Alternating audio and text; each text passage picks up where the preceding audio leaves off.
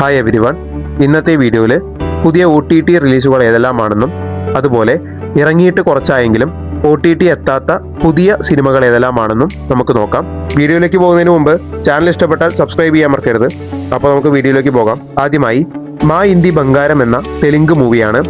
സമന്ത പ്രധാന കഥാപാത്രമായി വന്ന മൂവിയാണ് മാ ഇന്ദി ബംഗാരം എന്ന് പറയുന്നത്. ഇത് വളരെ നല്ലൊരു മൂവി കൂടിയാണ്. ഇത് സാധാരണ ജീവിതം നയിച്ചുകൊണ്ടിരിക്കുന്ന ഒരു സ്ത്രീയുടെ ഫ്ലാഷ് ബാക്ക് പറഞ്ഞു പോകുന്ന ഒരു സിനിമയാണ്. താല്പര്യമുള്ളവരൊക്കെ കണ്ടു നോക്കുക.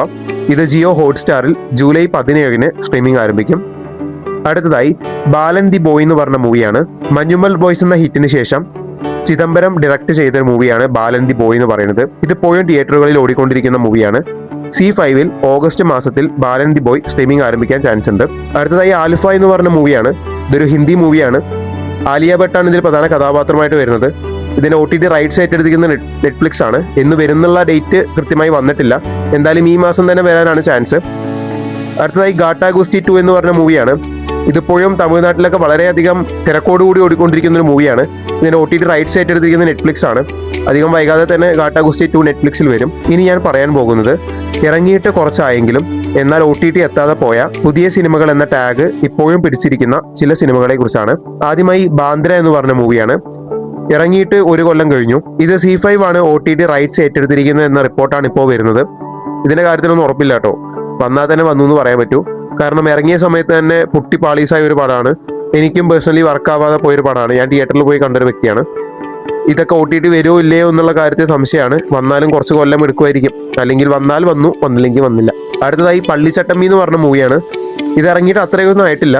1 മാസമോ മറ്റോ ആയിട്ടുള്ളൂ പള്ളിച്ചട്ടമ്പി ഇറങ്ങിയിട്ട്. എങ്കിലും OTT റിലീസ് ചെയ്യേണ്ട സമയം അതിക്രമിച്ചു എന്ന് വേണമെങ്കിൽ പറയാം. ഇത് മനോരമ മാക്സിലാണ് OTT റൈറ്റ്സ് ഏറ്റെടുക്കാൻ പോകുന്നത് എന്നുള്ള റിപ്പോർട്ട്സ് വരുന്നുണ്ട്. മിക്കവാറും ജൂലൈ ഓഗസ്റ്റ് മാസങ്ങളിലായിട്ട് വരാനാണ് ചാൻസ്. അടുത്തതായി നമ്മുടെ മെയിൻ ആളായിട്ടുള്ള രാമചന്ദ്ര ബോസാൻകോയാണ്. ഇത് ഇറങ്ങിയിട്ട് 2 കൊല്ലമായി. പക്ഷെ ആളുകൾക്ക് ഇപ്പോഴും എന്തോ ഇത് കാണണം എന്നുള്ള താല്പര്യം ഉണ്ടെന്ന് തോന്നുന്നു.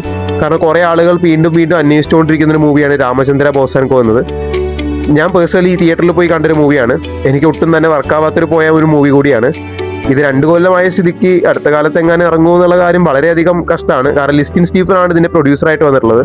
പുള്ളി എന്തൊക്കെ പ്രശ്നങ്ങളിൽ പെട്ട് കിടക്കുക തന്നെയാണ് ഇതിന്റെ പേരിൽ.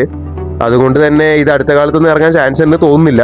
ഇതിനിടയ്ക്ക് മനോരമ മാക്സിൽ വരുന്നു എന്നുള്ള റിപ്പോർട്ട്സ് ഒക്കെ വന്നിരുന്നു. അതൊക്കെ വെറും റൂമേഴ്സ് മാത്രമായിരിക്കും. അടുത്തതായി എന്ന് സ്വന്തം പുണ്യാളൻ എന്ന് പറഞ്ഞ മൂവിയാണ്. ഇതും ഇറങ്ങിയിട്ട് അത്രയ്ക്കൊന്നും ആയിട്ടില്ല.